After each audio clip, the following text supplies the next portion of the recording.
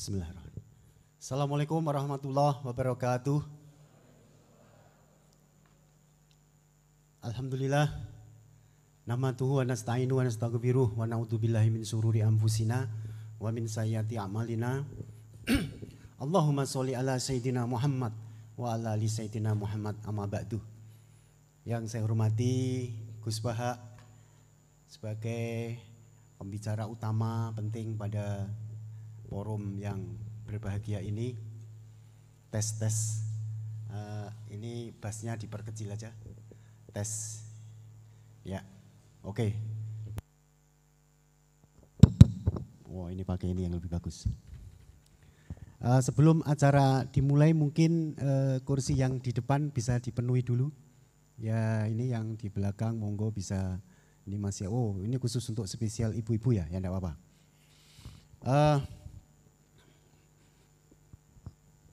Pada kesempatan kali ini kita mendapat kehormatan Unisula, Universitas Islam Sultan Agung, dalam rangka peringatan Tahun Baru Islam, yang ini adalah agenda tahunan rutin. Dan nanti puncaknya Gus, kita akan adakan rapat senat terbuka untuk kegiatan peringatan Tahun Baru Islam ini. Menjelang tahun ini kita akan adakan rapat senat karena ini amanat statuta untuk Tahun Baru Islam ini. Puncaknya ialah penganugerahan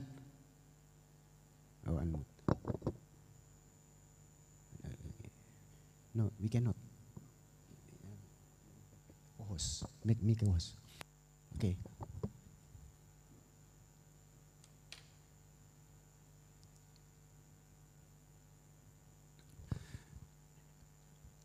Pada waktu Gebiar Muharram nanti kita akan adakan Budaya Award, dan ini salah satu agenda yang ada ialah hari ini, rangkaian dari Gebiar Muharram. Kita alhamdulillah sudah kerawan pembicara yang sangat, tidak bisa saya sebutlah beliau ini, karena YouTubers ini yang saya ikuti, yang terbaru apa ini, saya selalu mengikuti beliau. Dan viewers yang jutaan di dunia maya ini, beliau memang tidak mempunyai akun khusus, channel khusus. Padahal kalau mempunyai channel khusus ini per bulan bisa $1.000 ini. Tapi beliau untuk apa $1.000 bagi beliau? Channelnya tidak usah dibuat. Ini meliputi kalau kita mengadakan sampel 100 viewers, itu dari Muhammadiyah 40, dari kelompok Nahdliyin 45, kemudian nonnya itu 20. Ya, jadi beliau ini penyatu gitu. Kemudian dari bapak-bapak mayoritas, ibu-ibu 40% gitu. Kita mau survei secara detail aja ya. Sebagian besar inilah kaum milenial menyukai beliau. Nah, ini kita nanti akan jadikan bahan topik riset untuk hibah. Tipe-tipe ya, hibah bersaing dikti untuk topik-topik ke depan untuk ini. Saya minta untuk pusat studi Islam untuk mengkaji kayak begini, ini penting. Ini fenomena luar biasa, maka kita hadirkan, tadi sudah saya sampaikan, alhamdulillah Gus Baha ini kami harapkan nanti salam dari Habib Hasan, Ketua Umum Yayasan Badan Wakaf, bahwa diharapkan secara rutin nanti elit-elit pimpinan universitas, rumah sakit, dan yayasan ingin mengaji kepada beliau. Kalau tidak di sini ya kita boleh pergi ke Narukan, Sarang. Tidak membuang waktu, tidak usah saya kenalkan CV beliau, yang tidak kenal ya kebangetan gitu aja. Tidak kenal Gus Baha enggak kebangetan. Beliau ini adalah murid kinasih Yai Maimun, murid kinasih. Dan beberapa kiai besar di Jawa ini adalah guru beliau. Mohon maaf Gus. Saya berikan langsung waktu kepada beliau untuk memberikan tausiah, nasihat, wejangan, kemudian membuka mindset kita dan seterusnya. Terserahlah, kami tidak mempunyai kewenangan. Dan waktunya juga kami serahkanlah. Kami nggak boleh membatasi ulama. Kalau beliau, saya berhenti sekarang, siap. Dawuh, Tapi ampun sekedhik Bos. Ini kata. Nggih, monggo Bos, kami serahkan waktu sepenuhnya.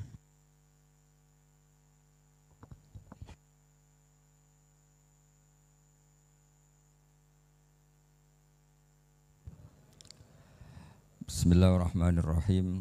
Rabbi syrah li sadri wa yassir li amri wa hlul 'uqdatam min lisani yafqahu qawli. Allahumma shalli wa sallim ala habibika Mustafa sayyidina Muhammadin wa ala alihi wa sahbihi asma'in nama ba'du. Yang sangat saya hormati Ketua Yayasan Badar Wakaf Habib Hasan Al-Munawwar. Juga di sini ada Bapak Rektor Pak Bejo, ada Direktur RSI Bapak Mas Yudi, para pembantu rektor, para dekan, semua yang hadir saya hormati. Ini karena acara kampus, acara rileks, saya akan menyampaikan kajian ilmiah secara rileks bahwa ini meringati tahun baru itu jelas salah ini. Ini bukan tahun baru ini, tahun terakhir. Karena ini tanggal 29 ya. 29. Jadi ini meringati akhir tahun. Tapi karena rektornya itu orang bejo, dalah itu enggak ada yang nyoal kesalahannya. Jadi ini orang pinter sama orang bejo itu hebat orang bejo. Saya ini orang pinter, maka tahu kalau ini itu akhir tahun, bukan awal tahun. Tapi saya ada orang bejo, pinter saya enggak terekspos, sehingga orang tetap saja bilang ini peringatan awal apa?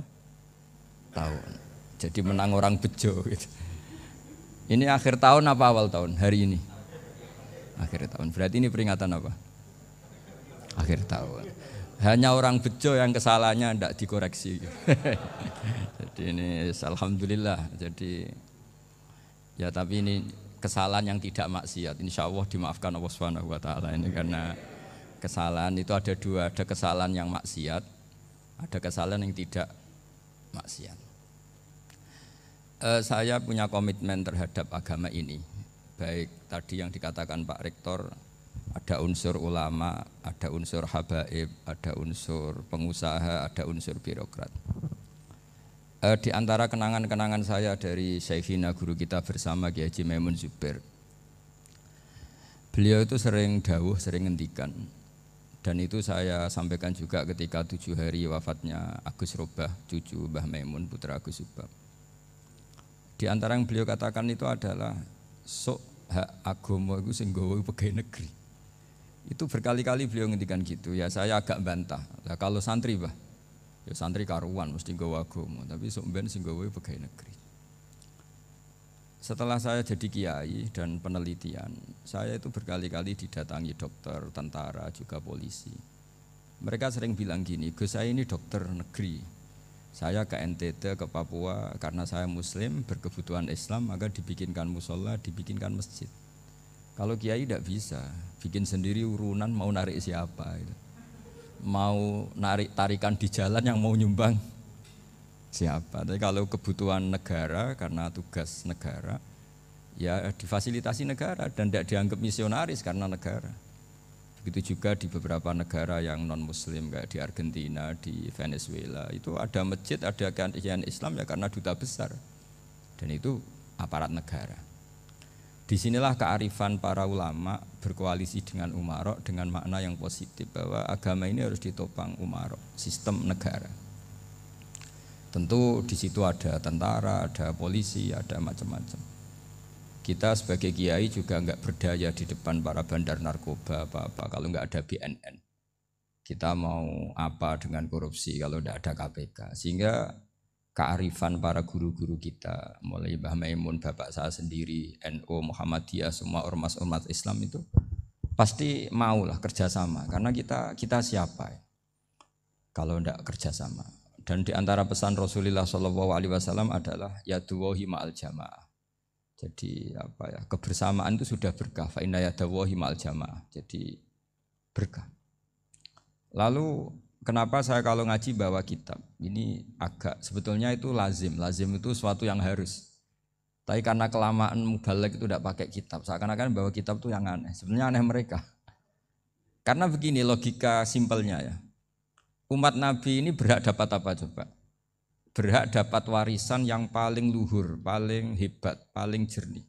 Apa itu Quran dan hadis? Pertanyaannya, siapa yang paling punya hak otoritatif untuk menerangkan Quran hadis? Ulama. Ulama yang mana? Ya yang kapabel, yang sudah diakui dunia kayak Imam Ghazali, Imam Bukhari, Imam Syafi'i. Artinya kalau kita tidak pakai materi itu ulama mendapat pikiran kita, bukan mendapat pikiran mereka.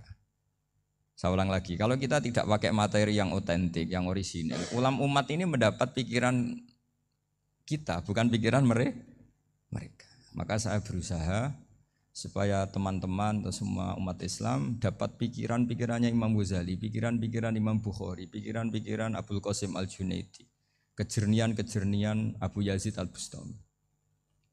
Kejernian itu diantaranya adalah misalnya makalah yang menurut saya itu makalah yang super. Jadi untuk ngadepi krisis karena COVID atau karena apalah. Itu lama dulu sederhana sekali. Beliau-beliau punya rumus yang mungkin jarang didengungkan orang, tapi saya akan kampanye rumus ini. Al-istighna, hakikatul istighna itu adalah al-istighna anis syai' labihi. Jadi pemenuhan kebutuhan yang sebenarnya adalah kita berusaha menghindari sebanyak mungkin kebutuhan yang sekunder, yang enggak penting. Bukan memenuhi semua yang kita inginkan.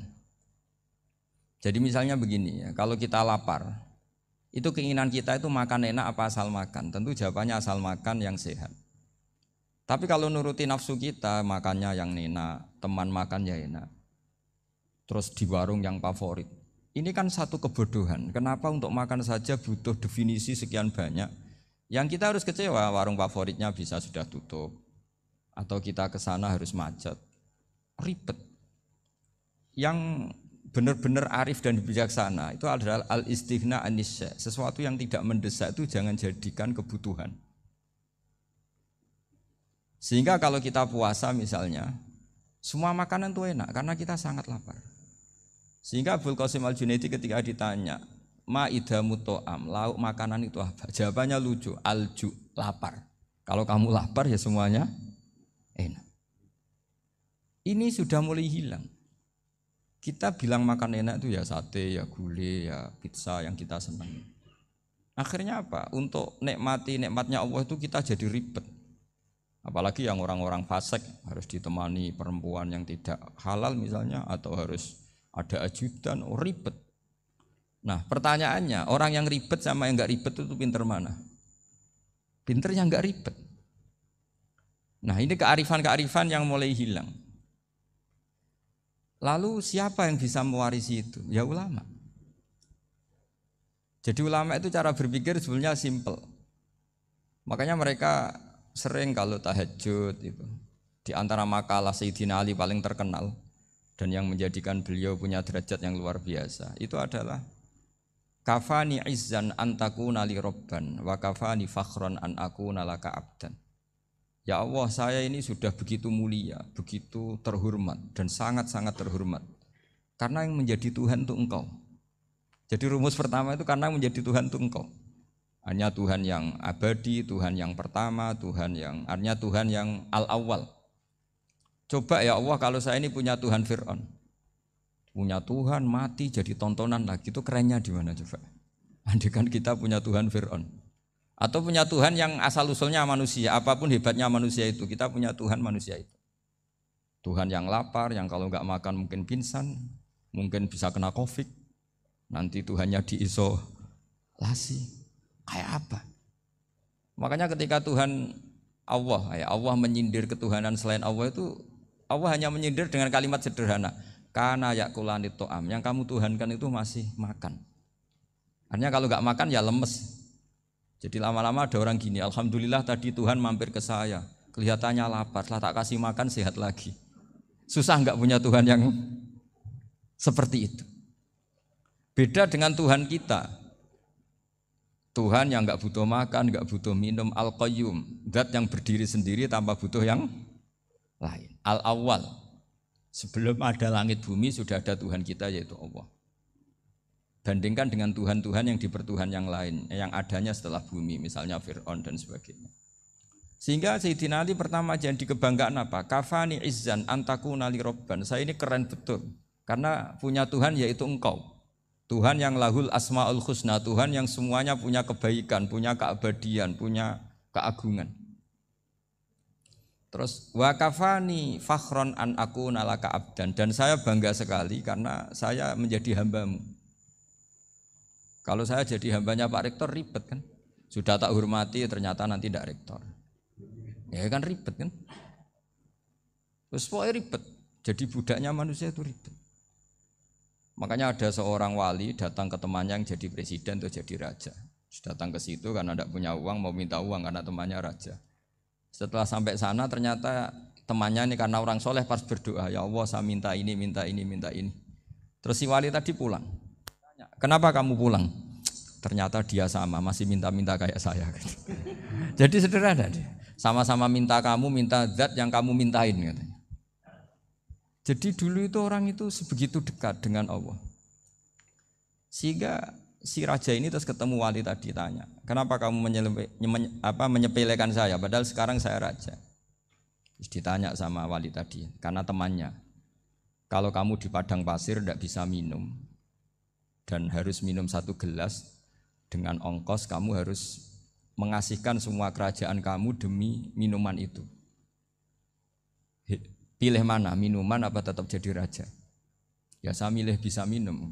Saya tidak raja tetap hidup, tapi kalau nggak minum mati. Bagaimana Anda bangga dengan satu kerajaan sing la yusawi kak samain, yang tidak sama dengan segelas air. Jadi artinya terus mereka melihat jadi raja itu ya biasa, jadi presiden biasa, jadi rektor biasa. Karena mereka biasa berlogika hakikatul izzah itu ya at-taqarrub ila Allah, yang benar-benar terhormat itu ya dekat dengan Allah. Begitu seterusnya mereka bikin paradok-paradok yang aneh, tapi itu menjadi pelajaran. Bapak saya Ki Nur Salim itu senang baca anekdot Nasiruddin Koja. Itu kalau bikin orang-orang aneh, itu dia datang ke satu pesta, pakai baju lusuh, pakai sarung lusuh atau celana lusuh, sama Sohibul Bait yang punya acara dibiarin. Setelah dibiarin dia pulang pakai jas, pakai dasi, pokoknya keren. Dihormatin, pakai alpat, pokoknya dihormatin, silakan. Pas dia disuruh minum, minumannya itu disokkan saja ke sakunya. Jas, kamu harus minum yang banyak, karena kamu yang dihormati, bukan saya. Terus makanannya semuanya diletakkan di saku, ada yang apa, ayo kamu makan yang banyak. Alpatnya juga gitu, dikasih sate, apa, ayo kamu makan yang banyak. Mereka tidak melihat saya, melihat kamu. Akhirnya orang satu pesta itu istighfar semua, berarti kita ini salah. Terus dia pidato, kenapa kamu ngomong gitu? Tadi saya datang, orangnya sama. Gara-gara beda pakaian, penghormatannya beda. Berarti yang berhak dapat makanan ini jasa ya, bukan saya. Betapa naifnya kita sebagai orang. Ternyata kita masih hormat sesuatu yang seperti itu, yang atribut lah. Jadi orang-orang sufi itu orang yang bisa menertawakan dunia. Akhirnya ya, pertama dia dianggap orang gila, masa jas dikasih makan, dikasih minum. Tapi secara fikih dia benar, haram dia makan. Karena pas dia datang dibiarin, setelah pakai jas dikasih makan. Berarti hakikat yang dapat rezeki siapa? Jasnya apa orangnya? Jasnya apa orangnya? Jasnya. Jadi itu orang-orang sufi, kearifan orang-orang dulu itu bisa ngelola hal-hal yang keseharian menjadi luar biasa. Ada seorang wali melihat istrinya makan 1 piring, anaknya makan 1 piring. Ditanya, kalian kenyang? Wah kenyang sekali. Melihat anaknya minum kopi 1 cingkir seneng, kalian seneng sekali. Wah kalau seneng dengan hal-hal yang murah bisa, ngapain harus seneng dengan hal-hal yang mewah, bodoh sekali saya. Sehingga terus mereka bisa qanaah. Qanaah itu ya hidup itu simpel, sederhana. Jadi tentu saya tidak akan ngomong yang muluk-muluk, selain itu tidak bidang saya juga apa ya. Kita ini butuh obat di kondisi Covid seperti ini, butuh kesederhanaan, butuh apa ya? Istighna tadi, kita harus istighna billah an ghairillah. Jadi sudah cukup bahwa Allah ini segalanya. Sehingga tadi saya dengarin himnenya Unisula, yang paling saya kagum adalah dimulai dengan kalimat-kalimat thayyibah. Di antara tugas suci Nabi Ibrahim dan semua nabi adalah wa ja'alaha kalimatam baqiyatan fi aqibih. Nabi Ibrahim itu nabi yang diberi gelar Allah. Dia adalah nabi yang menjadikan kalimat tauhid itu kalimat yang abadi. Fi aqibih, di anak turunnya, di semua generasinya, baik anak turun karena gen maupun karena pembinaan, karena pendidikan. Ini penting sekali saya utarakan karena apa? satu kehidupan itu sebenarnya digerakkan oleh kata-kata, oleh moto kalau orang bahasa modern. Sehingga banyak ulama mengatakan al-ibarat kutun li'ailatil mustami'in, bahwa redaksi atau moto atau pegangan hidup itu penggerak kehidupan. Sehingga sebetulnya manusia itu digerakkan oleh kalimah-kalimah itu, oleh moto-moto itu, oleh prinsip-prinsip hidup itu. Misalnya orang Palestina itu tiap hari ke pasar gitu. Mereka ke laut gitu. Ditanya, kenapa tidak takut tembak Israel? Jawabannya lucu. Kena tembak ya mati, enggak makan ya mati. Enggak kerja ya mati. Ya sudah sama-sama mati ya mendingan aktivitas normal. Tapi saya tidak menyarankan itu untuk melawan Covid. Ini cerita saja nanti. Kamu jangan provokator itu. Karena ini wilayah sensitif. Jadi banyak orang yang poligami. Kalau ditanya alasannya gitu. Istri satu ya cerewet, dua ya cerewet, mendingan 4. Ya banyak ya gitu. Tapi ada yang kebalikan. Istri satu cerewet saja hampir jantungan. Apalagi 4, tinggal matinya kan gitu. Itu semua yang menggerakkan itu kalimat. Kalimat itu satu pegangan.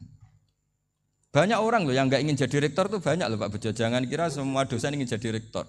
Melihat rektor sibuk rapat, mempertahankan reputasi Unisula, terus sering pegang kepala. Ngapain repot-repot?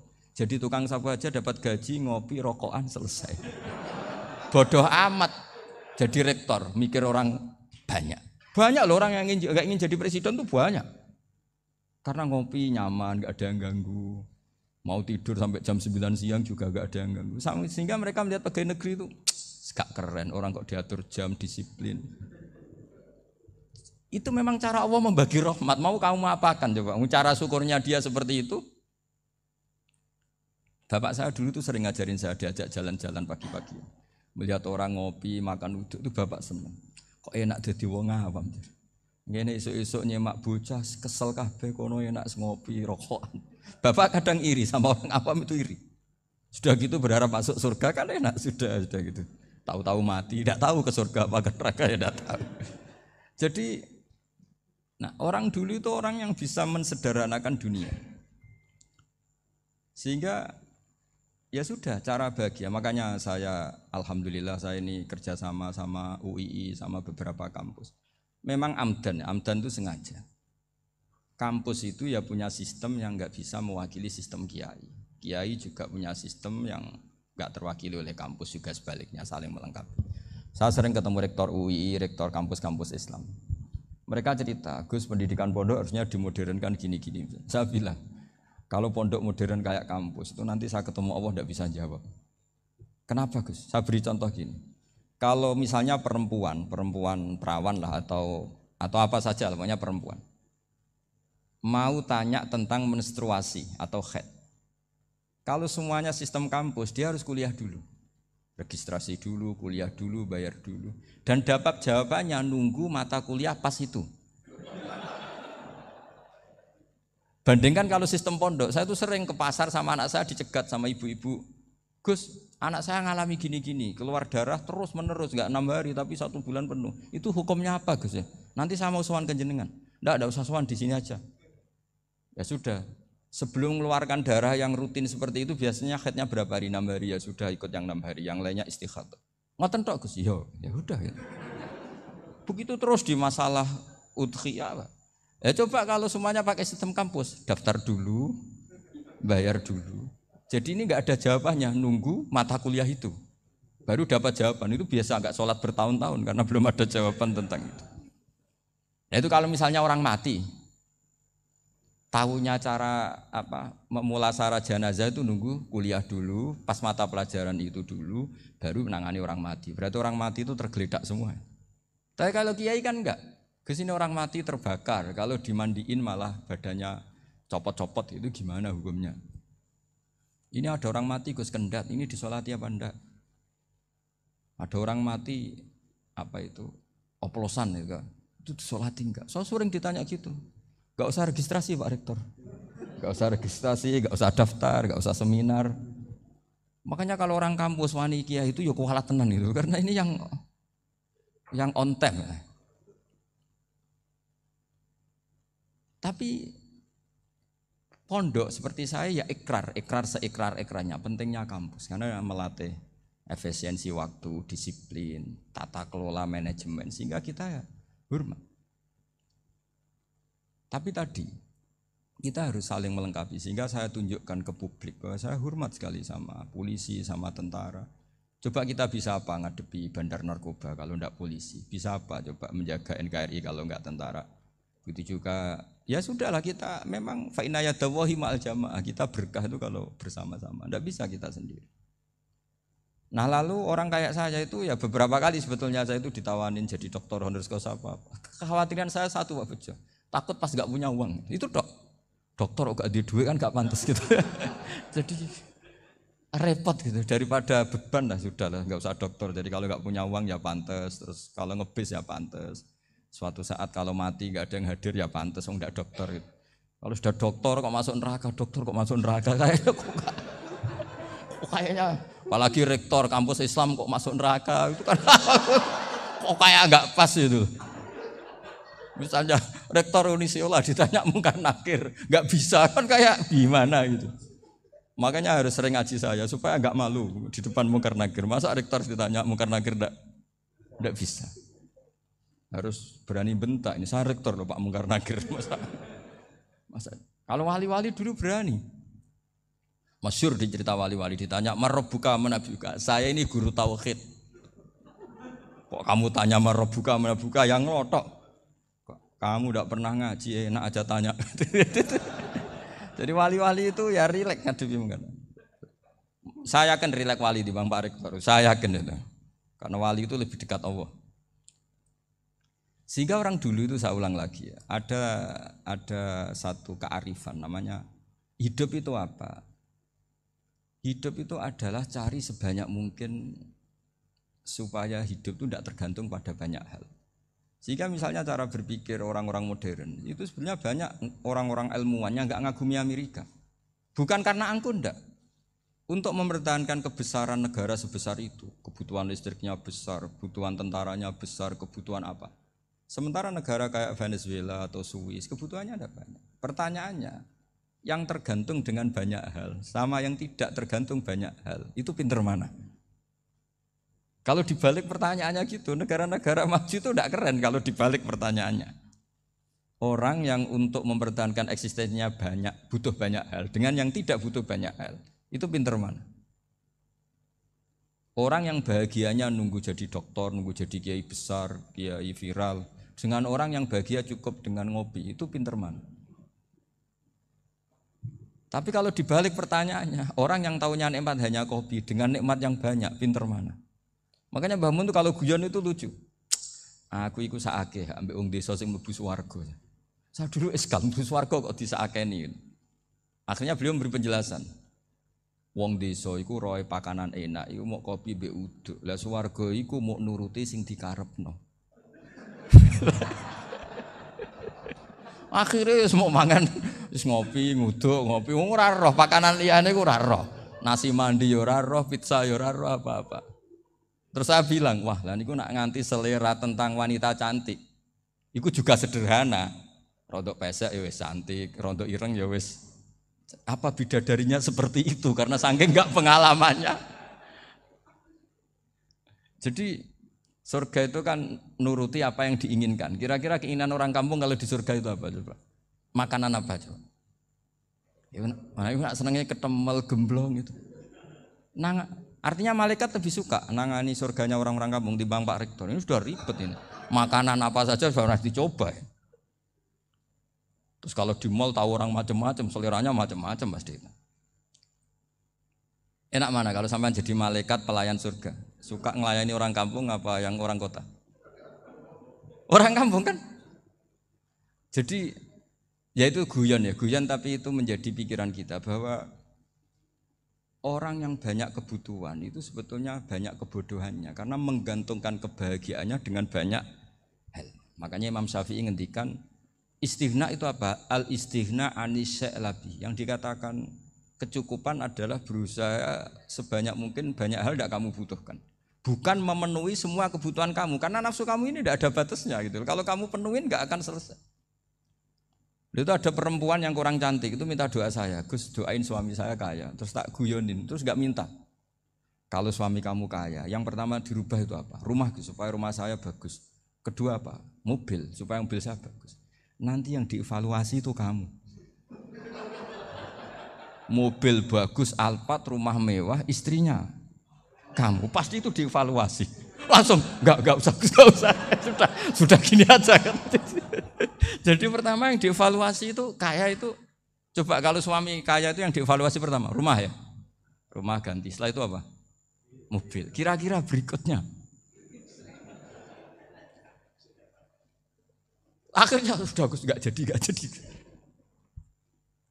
Nabi Ibrahim itu pernah minta umur panjang, keren umur panjang. Sama Allah nggak dijawab. Datang orang tua gitu mertamu ke Nabi Ibrahim. Terus disuguhi dikasih kurma. Apa itu? Kok kurma apa? Anggur yang sudah matang sekali. Sudah dimakan. Setelah dimakan meler keluar lagi. Dimakan lagi meler lagi. Terus Nabi Ibrahim masuk lagi ke kamar. Ya Allah, doanya tak cancel. Nanti kalau saya tua kayak itu. Jadi Allah itu enggak jawab langsung tapi ngirimkan itu. Akhirnya ya Allah enggak jadi. Nanti takut itu. Saya pernah ngalami jadi kiai tadi, ada ibu-ibu ya enggak pati cantik lah. Suaminya tuh miskin sekali. Minta doa saya supaya kaya. Bareng tak kasih pertimbangan itu udah enggak usah. Enggak jadi. Jadi itu kearifan. Tapi kearifan ini harus kita tanamkan. Saya enggak bisa membayangkan Indonesia yang besar ini andai kan enggak ada qanaah. Nerimo ing pantum. Coba sekarang ada Covid. Andai kan Indonesia tuh kayak Perancis. Saya beberapa kali punya tamu orang yang hidup lama di Perancis, bahkan dapat istri orang Perancis. Itu dulu gak begitu mencintai Indonesia. Tapi setelah di Perancis 2 tahun, wah Indonesia hebat. Di Perancis itu kata dia kalau cerita, semua kebutuhan masyarakat itu dibebankan ke negara. Apa saja minta negara, apa saja nyoal negara. Sementara Indonesia, coba kalau Indonesia mengalami seperti ini kok tidak ada qanaah rimo ing pantum, bisa kios Indonesia. Orang miskin nyalahkan negara, kelaparan nyalahkan negara, apa saja. Tapi barokahnya dididik kiai, jogeman nyalahno wong liya. Urip pun romo ing pandum, diame. Sampai gak ngerti kalau Covid. Banyak tuh orang-orang kampung itu, orang lugu-lugu itu. Mbah niki saking Covid, salam ning Covid, muga-muga umure panjang. Dikira Covid itu nama orang yang ahli sosial itu. Mbah niki dana saking Covid. Matur nuwun sampekno salamku muga-muga umur panjang. Bingung kan yang nganterin ini. Ini gimana yang mau menjelaskan? Memang enggak paham. Ribet kan. Tapi saya pastikan bahwa dengan keadaan seperti ini kita bahagia, kita stabil, itu jelas barokahnya kalimat tadi, moto tadi atau pegangan hidup tadi. Makanya disebut al-ibarat qutun li'ailatil mustami'in, bahwa redaksi atau kata-kata atau pegangan atau filosofi hidup, apalah namanya itu adalah penyemangat. Penyemangat. Karena kata-kata ini memang luar biasa. Ketika sahabat perang demi kebenaran, zaman itu ya pasti benar karena yang dibela Nabi. Dulu itu kan enak zaman Nabi, yang dibela mesti benarnya, musuhnya mesti salahnya. Sehingga dulu itu memang harus tegas.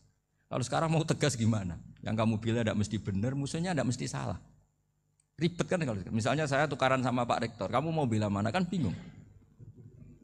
Saya tidak mesti benar, saya tidak Nabi. Pak Rektor apalagi tidak mesti benar lagi kan? Ribet kan? Jadi kalau kita mau perang sekarang itu mau pede gimana? Enggak.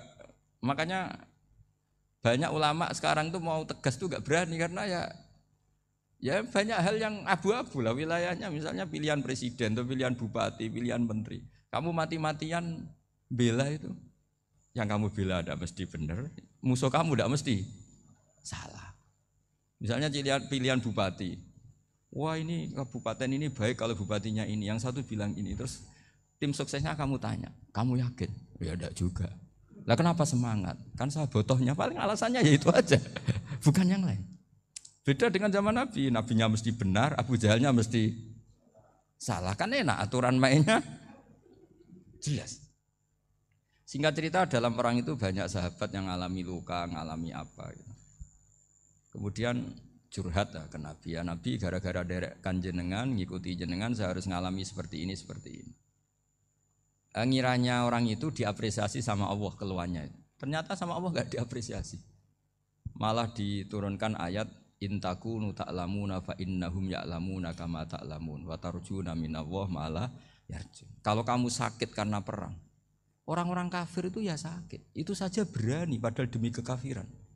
Wa tarjuna minallah ma'ala yarjun, padahal kamu punya nilai lebih yaitu berharap kepada Allah yang mereka tidak punya. Saya jadi kiai itu ya kadang mangkel. Karena yang benci ya benci, yang seneng itu ngel-ngel loh kayak Pak Bejo. Jadi semuanya ribet. Lah iya, yang benci ya ganggu, yang seneng ya ganggu, tambah nemen. Seribet. Tapi kalau sudah ingat bandar narkoba, mereka berhadapan dengan polisi, kadang ditembak karena kesalahannya terlalu fatal. Antar persaingan mereka juga bisa tembak-tembakan karena merebut pasar narkoba. Itu saja mereka berani. Kok kita yang jadi kiai kadang dicium tangannya, dihormati gak berani, hanya takut apa ya, musibah-musibah kecil lah, atau problem-problem kecil. Lah iya, kalau kita bandingannya gitu. Kalau kamu mau tahajud kedinginan, itu masih nanti dihisab Allah itu gitu.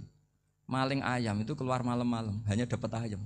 Itu gak takut dingin. Ya gak takut digebuki masa. Kamu mau tahajud saja takut dingin. Makanya nanti hisabnya orang soleh itu nanti dijajarkan orang dolim. Terus diperbandingkan.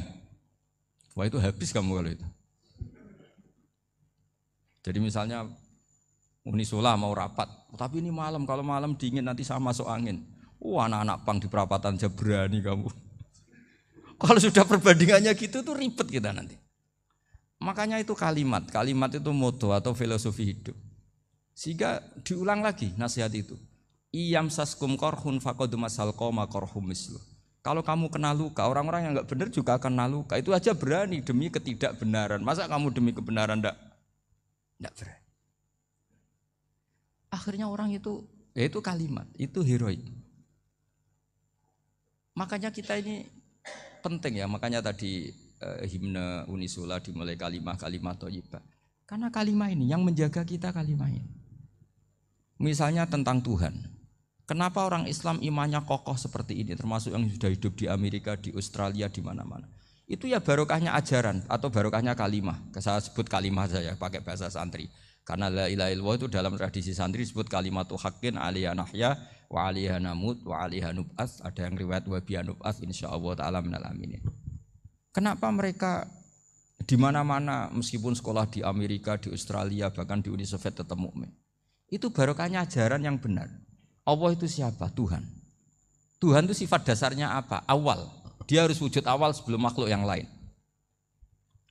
Sehingga ketika ada negara yang maju, yang tertib, manajemennya tertib, masyarakatnya makmur, tapi punya Tuhan yang tidak seperti itu, tidak awal, itu sudah gak nyaman. Karena ndaklah keren Tuhan saya, karena Tuhan saya itu al-awwal, zat yang pertama. Tuhan saya keren lah, zat yang gak mati. Tuhan yang gak mati, yang gak pernah mengalami kematian. Sehingga tontonan atau yang dilihat kenikmatan-kenikmatan yang lain ini tidak mengubah dia pendirian tentang Tuhan. Karena mantapnya satu kalimat tadi bahwa Tuhan itu ya harus satu, harus awal, harus tidak mati, tidak rusak, tidak mengalami apa-apa yang membahayakan.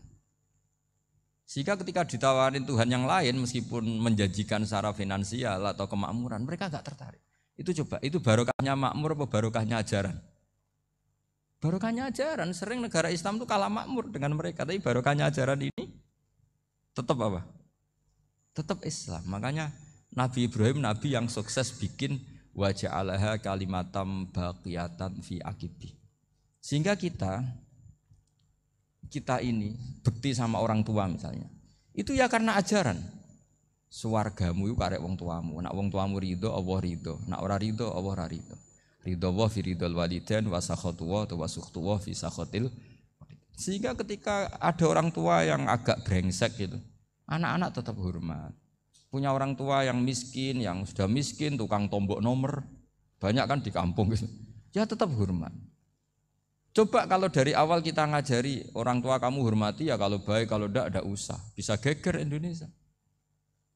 Tapi barokahnya ajaran-ajaran itu Indonesia tertib karena ada ajaran.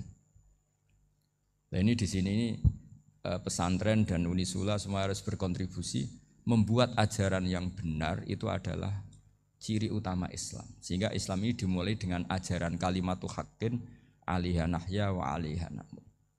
Sehingga kita tenang seperti ini. Saya ini termasuk kiai yang tenang. Meskipun kata orang banyak saya ini kiai besar, tapi termasuk kiai yang paling tenang. Termasuk yang paling tenang. Karena saya ini pakai mazhab orang-orang hebat.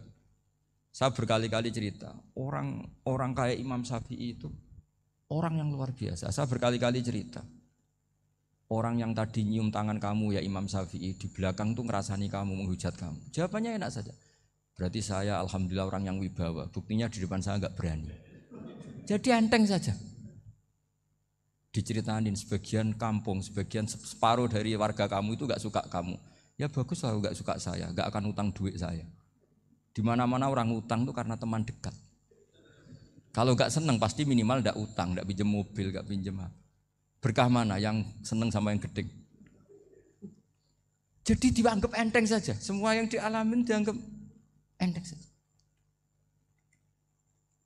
Misalnya punya istri pemarah, ya baguslah marahin suami. Kalau marahin tonggo malah ribet. Jadi kamu harus terima kasih kalau dimarahin istri. Baguslah marahin saya mah, kalau marahin tonggo ribet. Jadi enteng saja. Tapi kita sekarang itu karena nafsu ya, sehingga menghadapi hidup ini ribet. Ulama dulu kalau mau mati itu senengnya bukan main. Sudah lama saya ini ingin gak maksiat. Kayaknya gak maksiat paling efektif itu mati. Ya tidak apa-apa Gusti, kalau sebaiknya mati ya mati aja. Enteng saja. Jadi melihat kematian itu akhir dari segala keburukan atau potensi keburukan. Apapun baik kita sekarang, suatu saat mungkin kita enggak baik. Yang bisa menghentikan ketidakbaikan atau potensi ketidakbaikan itu apa coba?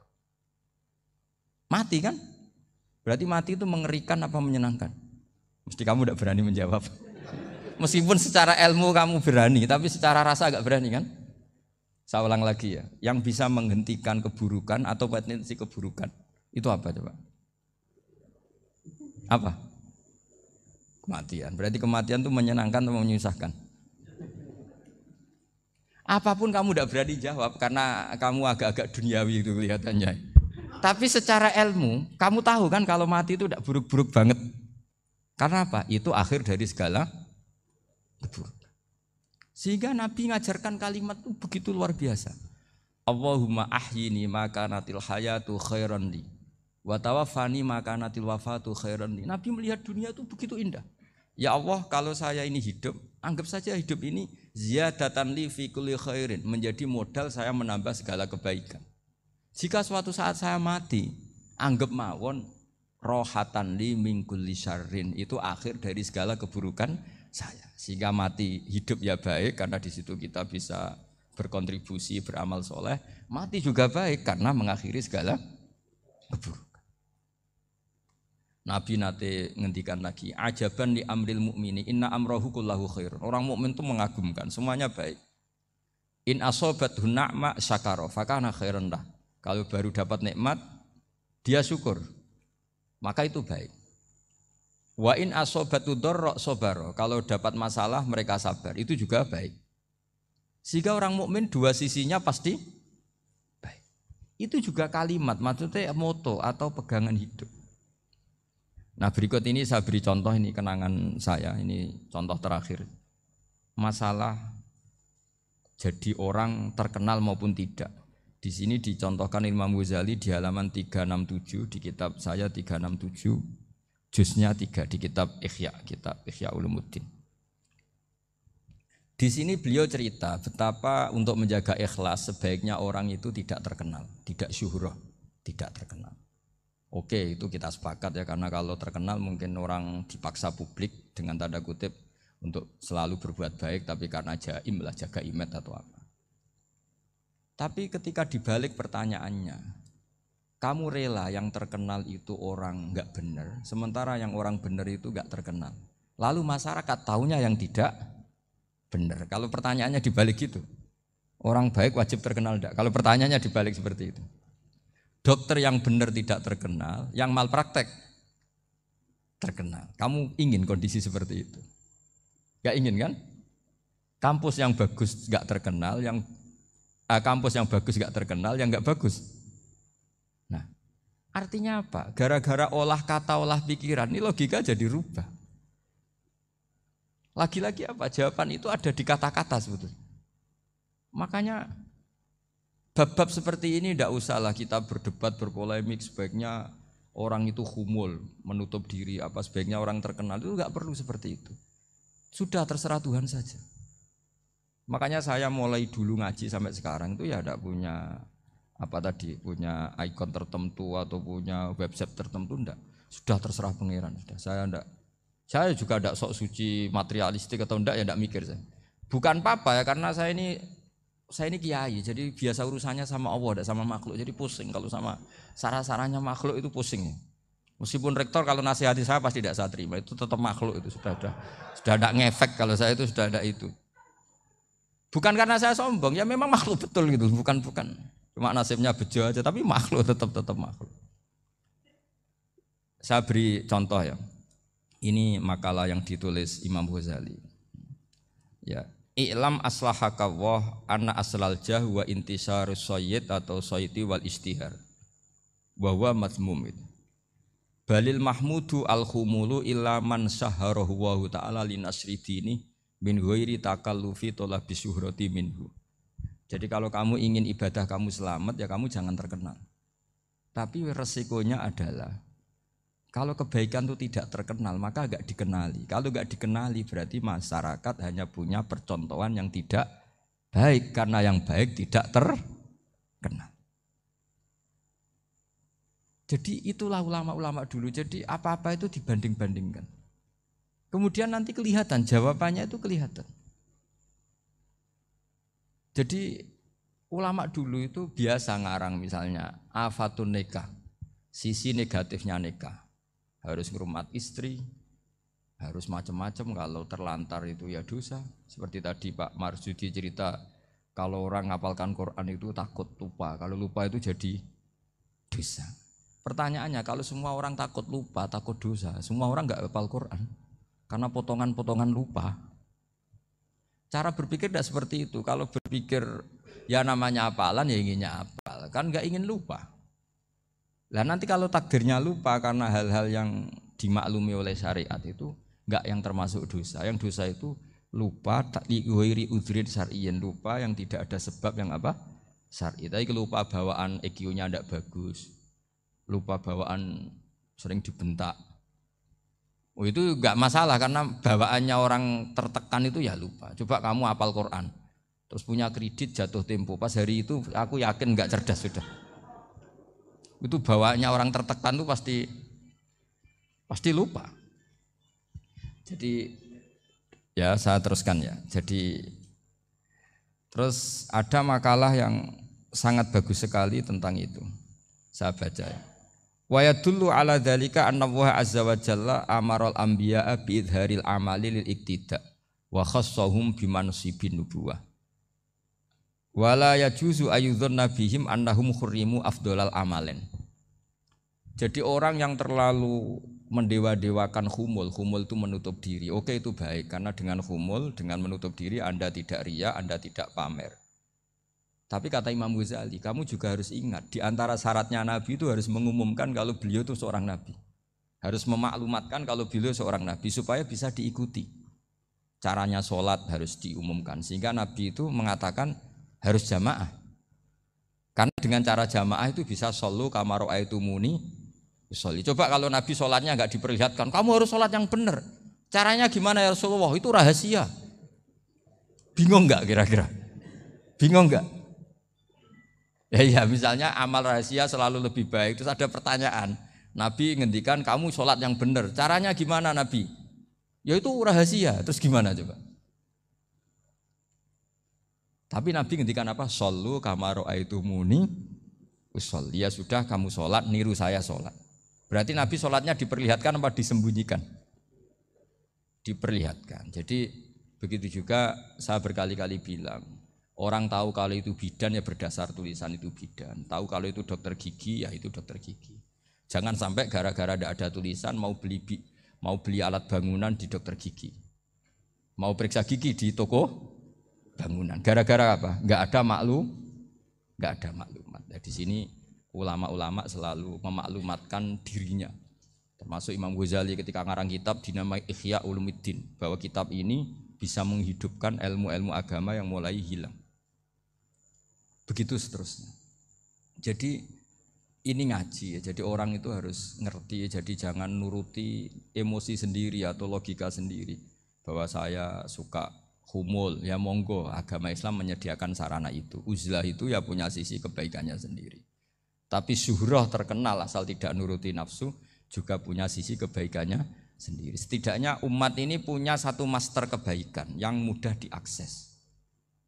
Tapi tadi saya ulang lagi, jangan karena hadun nafsi, jangan karena kepentingan pribadi. Makanya di sini disebutkan wa yadullu ala dzalika ay ala syuhrah annallaha ta'ala amarul anbiya bi dzaril amal lil iktida.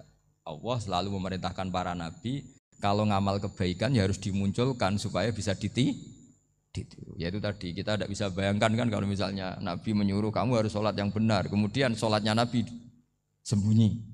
Kalau ditanya, Nabi saya niru siapa? Wah itu rahasia, kamu nggak boleh lihat sholat saya, saat takut tidak ikhlas. Ribet kan? Sehingga jamaah itu statusnya tetap harus. Nah bedanya harus ini ulama berpendapat harus yang apa? Fardu kifayah, tapi fardu itu maknanya harus.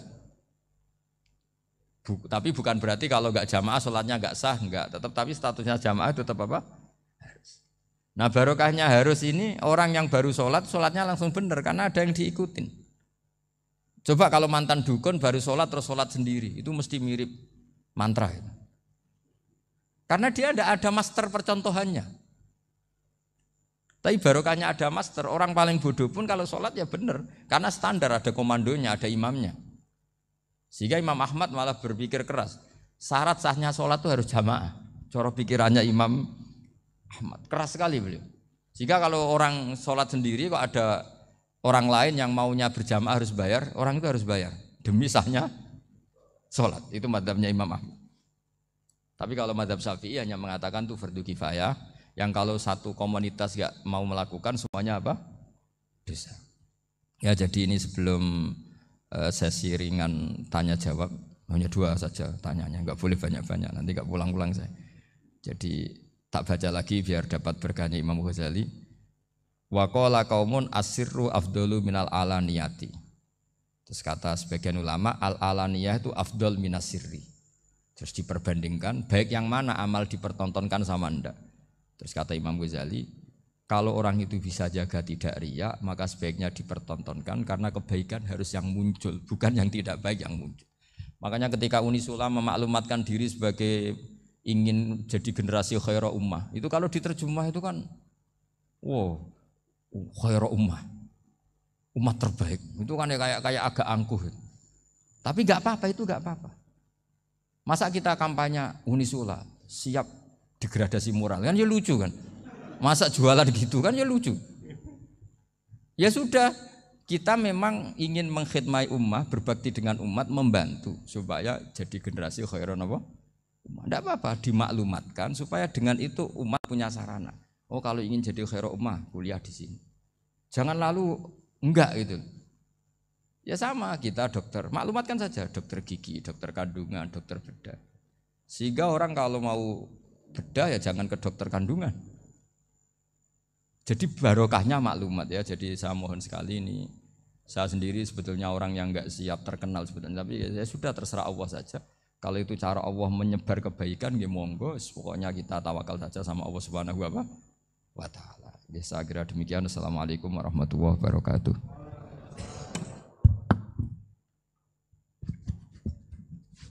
Matur suwun Gus.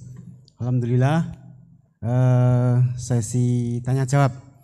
Gus 2 nggih. Ya, ini ada dari Yogi Banjarmasin, satu tipe dengan Ahmad Banyuwangi, satu tipe dengan Rizka Pekanbaru. Yang dari Banjarmasin itu, Gus mohon izin ngaji lewat jarak jauh, baik melalui YouTube ataupun lewat medsos. Namun sanatnya bagaimana Gus? Sebab masa kini belum bisa ketemu langsung. Terus Rizka kan baru ini trik mendidik akidah anak sejak dini, pripun. Terus Ahmad Banyuwangi ini bagaimana kaum milenial, ini karena setipe Gus, generasi XYZ yang lahir tahun 2000-an, bagaimana membuat menarik belajar tasawuf bagi generasi anak-anak. Nggih, namung niku. Tapi setunggal tipe nih tasawuf. Bagaimana belajar tasawuf untuk generasi-generasi yang cik nom-nom niku. Terus satu itu setipe dengan mendidik anak. Kemudian yang nomor 2 mohon izin ngaji jarak jauh. Sanatnya pripun karena belum bisa ketemu. Begini ya, saya mungkin yang kesekian kali ya punya tamu dari Kalimantan, dari Sulawesi. Memang kalau sebagian mereka pernah mondok itu tersiksa karena ngaji saya hanya lewat virtual atau lewat medsos. Kebaikan itu pasti sudah benar. Jadi dengan ketemu langsung maupun enggak itu secara sana itu sudah cukup. Cuma ada beberapa kebenaran yang butuh jelimet, butuh tahqiq, itu yang harus ketemu langsung. Tapi kalau yang kebenaran-kebenaran umum itu tidak perlu, karena kebenaran itu bahasa lainnya itu al-ma'ruf, sesuatu yang mudah dikenali oleh akal, oleh nurani, oleh komunitas, oleh sistem sosial. Sementara mungkar itu sesuatu yang aneh. Andai kan tidak ada agama pun, orang akan bilang selingkuh itu mungkar. Andai kan tidak ada agama pun, sesuatu milik siapa harus jelas. Sehingga diaturlah ini istrinya ini istrinya ini barangnya ini. Yang paling berhak make apa ya yang punya kan. Makanya nikah itu disebut ma'ruf. Yang boleh make ya yang punya. Misalnya yang boleh make mobil itu ya yang punya atau yang dapat izin. Itu disebut ma'ruf. Lalu yang enggak punya kok make, itu namanya mungkar. Ya aneh yang enggak punya kok make tanpa izin. Sehingga kebaikan-kebaikan seperti ini enggak butuh sanad karena semua orang pasti kenal. Makanya disebut kebaikan itu al-ma'ruf. Kemungkaran disebut mungkar. Jadi ma'ruf maknanya arafahul aklu, akal ini mudah menerima. Mungkar maknanya angkarohul aklu, akal ini menjadi aneh. Kan nggak mungkin lah orang yang waras mau ini ada minuman, kalau kamu minum hilang kesadaran, minuman ini halal, itu aneh nggak? Aneh kan? Tapi kalau kebalikannya ini minuman manfaat untuk stamina, manfaat untuk kesehatan, maka ini halal. Nah agama itu datang dengan sesuatu yang ma'ruf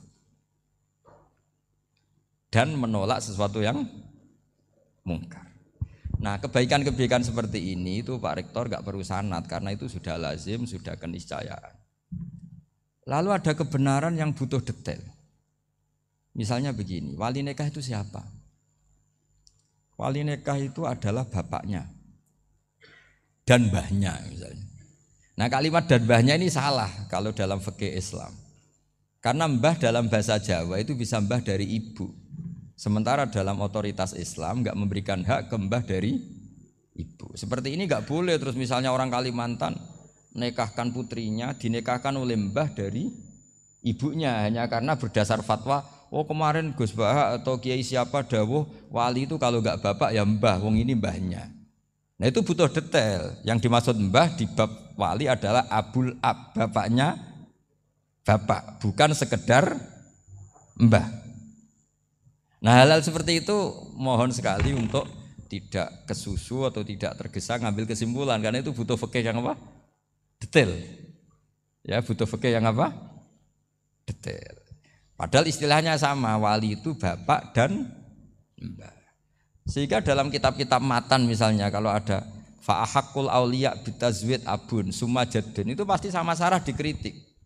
Al-aula ayyakula abul ab, seharusnya jangan dikatakan mbah karena kalau mbah memasukkan dari ibu. Yang benar adalah abun fa'abul ab, bapaknya bapak. Nah, jadi kira-kira gitu Pak Irton. Gantian jenengan yang menjelaskan ini. Yang nomor 2, bagaimana mendidik akidah dan tasawuf bagi generasi-generasi milenial ini. Ya kayak tadi, tasawuf maupun tauhid maupun ilmu moral apapun itu mudah sekali dididik. Ciri utama agama ini itu ad-dinu yusrun, agama itu mudah. Mudah itu artinya ya nurani nerima ya gampang, akal ya gampang, komunitas ya nerima gampang. Kayak tadi penjelasan saya tentang Tuhan. Ada orang miskin dari Indonesia, misalnya kuliah di Amerika. Dia mulai kecil tahu yang seharusnya jadi Tuhan itu siapa. Ya yang menciptakan langit bumi, sebaiknya yang jadi Tuhan itu siapa? Ya yang wujudnya paling awal. Kemudian dikasih alternatif Tuhan yang wujudnya ada tanggalnya. Keren enggak misalnya? Kan terus enggak keren. Kok Tuhan sama buminya kok dulu buminya? Kayaknya kok enggak lah kayak gitu. Artinya barokahnya logika yang sehat ini kan ya setahu saya hampir jarang kan yang murtad masalah tauhid itu. Kalau moral banyak yang agak nakal, tapi secara tauhid jarang yang murtad karena tanaman logika tauhid itu mantap di Indonesia. Mulai kecil kan diajarin wujud, qidam, baqa, mukhalafatul lihawadisi, qiyamuhu fi nafsi. Sama, moral juga gitu. Jong jogeman misoi wong, kan dipisoi sakit enggak? Jangan pernah mencubit orang, dicubit itu sakit. Jadi orang diberi rasa. Enggak enak loh disakitin orang, dijotosin orang. Ya sudah jangan jotosin orang, enggak enak. Sehingga apa ya, kalau kamu ingin sopan ya disopani ya harus sopan, kalau ingin dihormati harus menghormati orang lain, sehingga itu tertanam. Makanya bangsa kita termasuk yang terbaik akhlaknya. Kalau musim haji itu dipuji-puji sama sekian negara karena pantangan lah kita nginjek orang sholat, melangkai orang ruko, orang sujud. Kalau orang lain mungkin kan seenaknya. Iya, karena mulai kecil itu dilatih tidak boleh melangkai orang, tidak boleh. Jadi akhlak itu ya diajarkan mulai kecil plus logikanya. Logika itu ya apa saja lah, yang penting menjadi anak kecil itu paham. Dan itu mudah, saya ulang lagi mudah, karena agama ini ad-dinu yusrun, agama ini mudah, jadi mudah difaham. Enggak bisa kamu katakan misalnya tasawuf. Tasawuf itu ya gampang kayak tadi, seperti Bapak kalau ngendikan. Makanan yang membikin enak itu karena menunya yang mewah kamu cocok atau karena kamu lapar. Lama-lama orang kan berpikir, ya setiap puasa itu kok tempe enak, tahu enak, tapi kalau sudah buka, sudah kenyang, apa saja semuanya menjadi tidak enak. Padahal kualitas menunya masih enak, tapi gara-gara kenyang menjadi tidak enak. Berarti penyebab enak itu lapar apa menu? Lapar. Jadi apa ya, kearifan-kearifan ini loh yang menjadikan luar biasa. Makanya tadi ada kalimat yang benar, wa ja'alaha kalimatam baqiyatan fi aqibih. Jadi Ibrahim adalah nabi yang sukses menanamkan filosofi kebenaran ke anak cucunya. Dah, yang terakhir? Dah. Ini Siti Mutmainah dari Undip. Yeah. Maunya bergabung tapi karena terbatas, mohon izin Gus mengingat mati kebaikannya nopo untuk keluarga maupun pemimpin. Wah, ya bagus lah kalau itu. Kalau di kitab-kitab yang saya baca, ingat mati itu tidak selalu baik, juga tidak selalu buruk. Malah kalau menurut Sayyid Abdul Al-Haddad, khusus yang para pelajar yang mencari ilmu itu tidak baik ibadahnya ingat mati. Karena dia harus dinamis, harus mobil. Kalau ingat mati kan terus lemes. Tapi kalau untuk pejabat harus ingat mati, kalau enggak korupsi terus itu. Harus ingat mati. Jadi kalau manfaat bagi keluarga begini ya, saya merasakan. Ini tanya anak saya itu baru tamat aliyah kemarin. Yang satu barusan mondok sarang baru 2 bulan atau 1 bulan. Itu saya kalau bilang ke anak-anak gini, kamu ketemu saya itu harus spesial. Bisa saja bapak besok itu meninggal. Jadi semua hari itu spesial. Karena jangan-jangan ini kenangan terakhir. Nabi itu kalau ngajari orang supaya sholat khusyuk, sholli ka'annaha sholatu muwaddi'in. Kamu sholat seakan-akan itu sholat terakhir kamu. Oh itu mesti serius.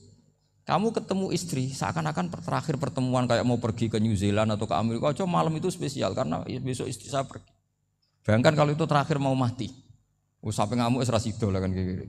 Jadi hikmah ingat mati itu makanya Nabi diantara riwayat ya. Meskipun riwayat ini diperdebatkan, tapi jelas ini satu petua yang baik. Wa'mal li akhiratika ka'annaka tamutu dan kamu beramal untuk akhiratmu seakan-akan besok itu mati. Maka sholat kita akan spesial, hidup kita akan spesial karena kenangan kita terbaik ya sekarang, besok sudah mati. Sehingga anak-anak saya itu sama saya itu senang sekali. Saya juga sama anak-anak senang. Karena kesempatan ini tidak selalu ada. Jadi Tapi ada kalimat untuknya wa'mal lidunyaka i'mal lidunyaka ka'annaka ta'isu abadan. Untuk duniawi kamu seakan-akan hidup selamanya. Itu maksudnya itu rileks saja. Misalnya hari ini urusan enggak selesai, besok masih ada hidup. Enggak selesai, besok masih hidup, sehingga rileks. Tapi kalau urusan akhirat harus selesai sekarang karena besok sudah mati. Jadi ingat mati itu positifnya ya tadi. Semuanya akan indah. Coba orang yang mau meninggalkan Indonesia, misalnya nyuwun sewu LSM yang biasa demo atau mahasiswa yang biasa demo. Terus tawarin, besok kamu kuliah di Rusia. Itu warung apa saja kenangannya baik semua karena mau meninggalkan Indonesia. Tapi kalau tahu gak meninggalkan Indonesia, demo terus. Orang-orang sering demo, tawarin ke luar negeri, kira-kira mau enggak? Pasti lebih suka apa? Indonesia. Orang paling miskin yang ngeluh terus di dunia ngeluh gak pernah nikmat, tawarin mati, mau enggak? Enggak mau kan? Nah, jadi untuk supaya hidup ini nikmat, semuanya itu anggap kenangan terbaik Anda dan itu bisa saja kenangan terakhir. Makanya resepnya Nabi supaya sholat khusyuk apa? Sholli sholatam wadiin, kamu sholat ka'anha sholatum wadiin, seakan-akan itu sholat apa? Terakhir, sehingga terus kita nyaman, kita apa? Dan kita nganggap ini sholat yang terakhir. Nanti ternyata masih lagi. Ya sudah itu sholat yang terakhir lagi. Sehingga semuanya apa? Spesial. Ya gitu Pak Rektor. Matur suwun. Terima kasih Gus. Ini pertanyaannya total ada 135. Tapi saya himbau kepada para penanya. Ini misalnya ya ada pertanyaan bagaimana kami ini berada di organisasi yang fasilitas materinya itu kecil. Jenengan tidak usah bertanya di saat ini, nanti ikuti YouTube. Itu ada edisi beliau yang terakhir, ada tema ceramah beliau itu sudah menjawab ini. Nanti ikuti di YouTube, bisa menjawab pertanyaan jenengan. Itu ada. Itu sudah ada materinya. Jadi 135 penanya ini mohon dicari search di Google, jawabannya sudah ada di situ semua. Oke. Ya, terakhir ini bagaimana kalau kami materinya sedikit, apakah kami harus ngalah? Ini edisi 3 hari yang lalu Gus Bah sudah mengeluarkan itu. Nah gitu. Nggih, saya kira demikian nggih. Yang offline sampun ridho? Sampun nggih. Nggih Gus, ngaten saya soalnya paling takut kalau nanti dimarahi beliau. Demikian apa yang bisa kita sajikan kepada para pemirsa baik online maupun offline. Saya selaku moderator yang mendampingi beliau Gus Bah, mohon maaf apa ada kekeliruan dan hanya ini yang bisa kami sampaikan. Mohon maaf dan selamat mengikuti YouTube beliau yang sangat berseri dan beragenarkan dan sangat mencerahkan.